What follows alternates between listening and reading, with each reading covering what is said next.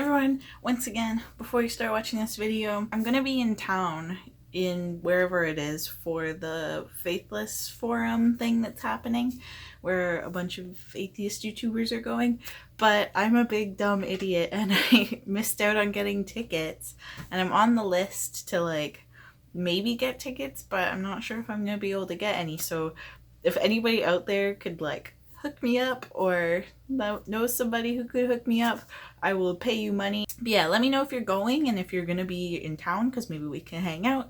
But also let me know if you know how I can get tickets, because I would really like to go and not just have to cry and stand outside the building and look sadly through the windows. So yeah, let me know in the comments if you're going, and hit me up on like here or Twitter or Instagram or whatever if you have any info for me, because I would appreciate it. Hi everybody, my name is Kim. Welcome to today's video. Today we are doing a juicy one, everybody. This one is full of juice. Because today's video that we were responding to is a lady talking about a part of the Bible that regularly gets thrown around as not looking too good for the women folk of the world. And if you read it, it doesn't really sound too good for the women folk of the world. But this lady has cracked the code and figured out that it is not actually sexist or something. So we're gonna see what she has to say about it. And of course, we're also going to be talking about Christian marriage, which is perfect because I'm unmarried and atheist. So I am perfectly fit to be talking about this subject, and yeah, let's jump into it. Hey everybody, this is Jackie Francois Angel with Ascension Presents, and today we're going to talk about the topic of wives submitting to your husbands. And some people I know just clicked on this video and were like, oh heck no. Me. That was me. There's a lot of faces that happen like when we're in church and we hear this reading from Ephesians chapter 5, and it's like, be subject to one another out of reverence for Christ. That's good. And then it's like, wives, be subject to your husbands as to the Lord. And the women's faces are either like,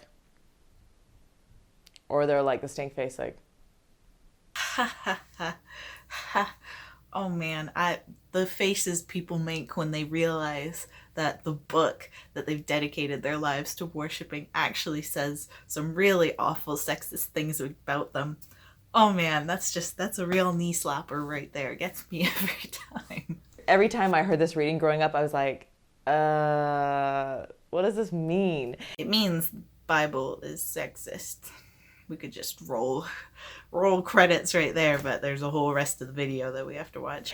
And so what's beautiful is I got to learn the real meaning, and actually real meaning, aka the meaning that fits most closely with what she already thinks about Christianity. Also, if it seems like I'm interrupting her constantly in the middle of her sentences, I'm really sorry. I'm not trying to do that. It's just like she talks a lot and doesn't like end her sentences super cleanly, so I'm pretty much always going to be cutting her off, and I usually try not to do that, so I'm really sorry. It's just how she talks, and that's okay. I just don't want to come off like I'm being rude. Okay, let's go. this was Ephesians chapter 5, verses 21 through 33 was actually the second reading at our wedding. And I'm sure people were kind of cringing, people who don't know like the actual meaning of this reading. Yeah, dude, all the people who listened to the words that you actually said instead of doing crazy mental gymnastics to try and make it correspond with their worldview probably totally cringed at your wedding. Ha ha ha. I'm going to share with you today what it actually means because it's so beautiful. So let me read.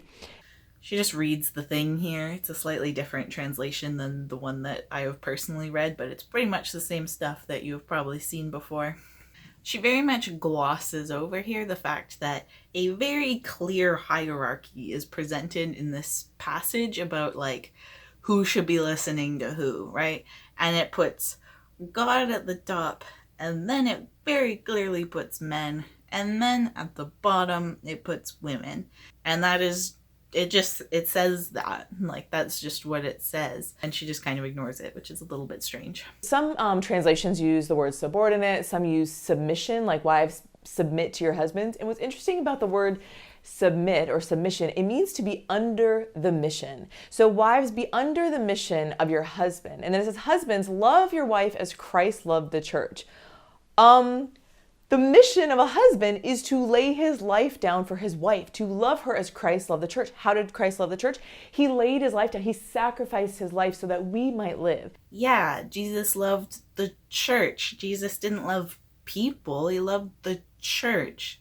The church, aka Jesus loved the people who dedicated their lives to doing exactly what he says. As Jesus loved people who had complete blind faith in him. So husbands, that's the mission of a husband, is to lay his life down. It doesn't say in there, husbands, your mission is to treat your wives like an object, to treat her like property, to be a domineering man, to be prideful, no. It's saying to love her as Christ loved her, with tenderness, with beauty, with gentleness, to lay your life down, to sacrifice your pride. And women, that's the kind of mission I want to be, that's the kind of mission I will be like, heck yes, I support that mission. I'm going to be under that mission. My life and my value is exactly the same as my future husband's life and value will be. So in my opinion, in a healthy, good relationship, if he is expected to lay down his life, then I am also expected to lay down my life. It should be equal and it should be the same. I would never be like, fuck yeah, I'm down for this marriage if it was not extremely clear that an equal trade was happening. And here's the thing, I would never, ever, ever have married a man who treated me like an object. I'm a strong woman. I've been a strong woman my whole life. I'm very independent. That's great for you, but I think it's important to understand that you are a strong woman despite what the Bible says, not in any way because of it. What about the women who don't twist the words the same way you do, or maybe who are already sexist and hear wives submit to their husbands and just think, okay, I'm going to submit to my husband then. And even the passage just read the way it is has a pretty clear message about how you're supposed to interpret the value of these different human beings.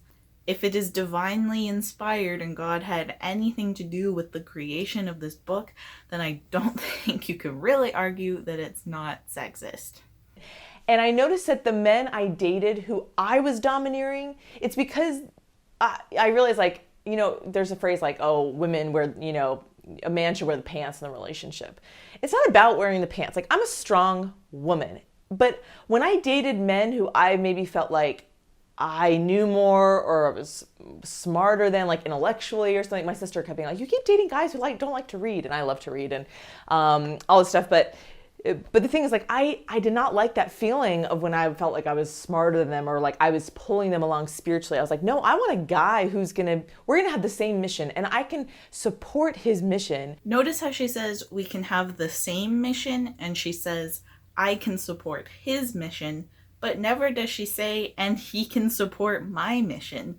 To me, that just feels like the obvious next thing that you should be saying there, but she never says it. And that's exactly why I'm making this point, is because I don't think it's right that this book implies that one person should be above the other in a relationship. That's my whole message. And that's exactly why I think in a healthy relationship, both people should feel like they are smarter than the other. This is something, again, she doesn't mention. It's not that the man should be more intellectual than the woman. It's both should feel like the other has a good amount of stuff to contribute to themselves, if that makes any sense. And it doesn't have to be in every single aspect and in every single way, but just enough that it feels balanced. For me and my boyfriend Barney, I know a lot about media production. So when he needs help with that kind of thing, I can help him. I can show him how to do that stuff. But Barney, for example, knows a lot about computer hardware. He picked out the parts for our PC that I use to do all this media production stuff. So in that kind of way, we have combined both of our skills and brought them together so that both of us benefit and both of us can do a lot better in this thing that we're trying to do than any one of us could by ourselves. And that is, I think, on a very small scale, how relationships should be approached. You should both equally have something that you can bring to the table. And of course, when I met Bobby, it clicked. I was like, yeah, this is the kind of man, a man who is strong, but he's strong and he's tender and he's humble. Like it's a humble strength. He's not domineering. He's not, doesn't treat me like an object to be used. He doesn't treat me like a slave. And I think that's what, when some of us hear this reading, we imagine like a slave and slave master relationship, when in reality, this relationship is more of one of reverence and love. Okay, like, I'm glad your husband doesn't treat you like a slave, because I'm pretty sure that's illegal. But what about men who just, like, aren't that way? What about men who have grown up hearing that women are under them in the hierarchy and have maybe really taken that to heart? They can treat you well, but if they took that Bible passage to heart, they're probably going to be sexist. And I wouldn't want to be with somebody who's sexist even if they treat me well. You know what I mean? Also keep in mind that Jesus tortures people forever who don't listen to him. And that is not the kind of quality that I would personally want in my future husband. And it says in the catechism, so I'm going to read to you the part in the catechism where it talks about this. It says in 16:16, it is by following Christ, renouncing themselves.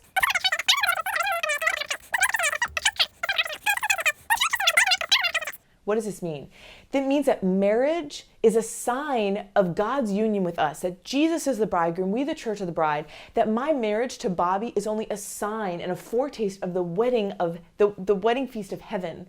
In heaven, there's not going to be marriage. I'm not going to be married to Bobby because my marriage is just a sign of the ultimate marriage, the ultimate union with Christ the bridegroom and us, the church, the bride. This is something that kind of makes me sad when people talk this way. And I really try not to like have pity on other people for stuff like this, because it's a very like condescending mindset to have, but it is kind of difficult for me not to. Because like I believe that this life that we have right now is all that we're going to have, or at least it's all that we know for sure that we're going to have. And because of that, we should really treasure it and do our very, very best to live our lives, I guess, to the fullest during it. So it kind of bums me out when I hear a lot of people talk as if they live so deeply for something that I don't believe is going to happen. It just kind of makes me sad. And so my love, my marriage with Bobby should show the fruits of Christ's love in us. So what are the fruits of the Spirit? Peace, joy, kindness, gentleness, self-control, modesty, chastity, flipping tables, murdering gay people, sending people to infinite torture for finite crimes. These are the fruits of love, everybody. Fruits of love.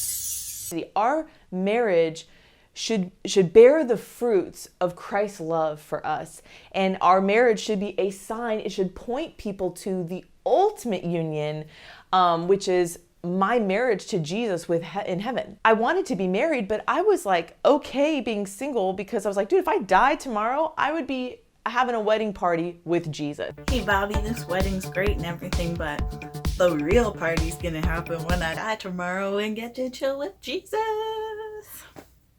When I think of wives, submit your husband, be under the mission. And again, this is for all you ladies who maybe you've dated guys who have used you, abused you, cheated on you. Ladies, never, ever, ever submit and be under the mission of a man who will do that to you. No. It's not just don't submit to a man who would do that to you. Don't submit to anybody. Human beings should not be innately submitting to other human beings. You can't like magically know if somebody is gonna hurt you or not before you submit to them. A lot of the like worst, most horrible abusive relationships that strong women end up in is with people who seem like they would never do something like that and seem like they're just perfect. If you're taught to just submit to that and to just give yourself to that, then who knows what's going to happen if it does turn out to be bad. I also don't think it's okay that good people like the woman in this video try and twist and manipulate the words to make it sound like it's okay, when the actual like message that gets spread, if you just straight up say the message, is something that's a lot more sinister and horrible. the mission that a man should have is to lay his life down for you. It's absolutely possible to have a husband whose mission it is to lay his life down for you. And how is that? How do you see that? Well, my husband lays his life down for me all the time. He anticipates my needs, and sometimes even before I ask, he knows. He knows what I need. I mean, when I was pregnant and I'm like exhausted or tired, he knows, like, he's like, get her a glass of water. That's just something easy. Like, he knows to love me. Like, get her, honey, how can I help you? What can I do to make you more comfortable? What can I do to help with the kids, to help with the house? I'll give her a pass on the kind of like gentle gender stereotyping there, since I do think she's just talking about her personal situation. But obviously it is not a woman's job to like take care of kids and house. And this mission of a man who's tender, who's loving, beautiful, like that's the mission I want to be under, and that's the kind of husband I want to have. So when I hear this reading, it's like, wives, submit to your husband. I'm like, I look at Bobby, I'm like, yeah, I will be under the mission, and because your mission looks like the cross, and my mission, our mission together, is to get each other to heaven, to have reverence for each other, to help each other be holy. So you don't need to give the stink face anymore when you hear this reading, like, oh no, you didn't. Okay, St. Paul, or like cringy. You can be like, wow, this is beautiful. And this whole scripture is in reference to Christ and the church, which means that you and I, every single one of us, whether you are married or single, you are a priest, and every single one of us, our ultimate call is to be in union with God in heaven in the wedding feast. It's our wedding with Christ. And this is exciting because I can't wait to see Jesus someday. And I know I can't wait to see you there too. I don't think even if somehow miraculously your specific interpretation of the Bible all turned out to be 100% true, I don't think that there's any chance of you and me seeing each other in heaven, lady. So hopefully this helps. When you hear submit to your husbands, submit to each other, be subjective to one another out of reverence for Christ. Now you know what it means. Go live it. Be joyful, be strong, be tender, and be holy. From Ascension Presents, this is Jackie Francois Angel. I hope to see you next time. So yeah, that was a thing, everybody. That was a thing that I just felt like I had to make a video about. I do think that there is still room to, like, I don't know, like if you really want to, you can use parts of the Bible to like help you with your marriage, and use little snippets to like give you hope and whatever. But I do think it's time to kind of maybe start admitting that that book does not hold up and does not give morally correct advice. Biblical marriage is not a good, healthy marriage. Don't do it, kids. Don't do it. Also, if you're a kid, don't get married at all. Kids should not be getting married at all whatsoever. Oh boy. That is going to be it for today, everybody. Thank you so much for watching. I hope you enjoyed. If you do enjoy this video and you enjoy my content, it would be a huge help if you could check me out on Patreon, because I would love to be able to get some more supporters on there. It would be a huge, huge help. I post silly things on there a lot, and it would be great to have some more of you seeing it. So consider doing that if you're interested. And yeah, thank you so much for watching. I will see you in the next video where I will be talking about something else. Bye!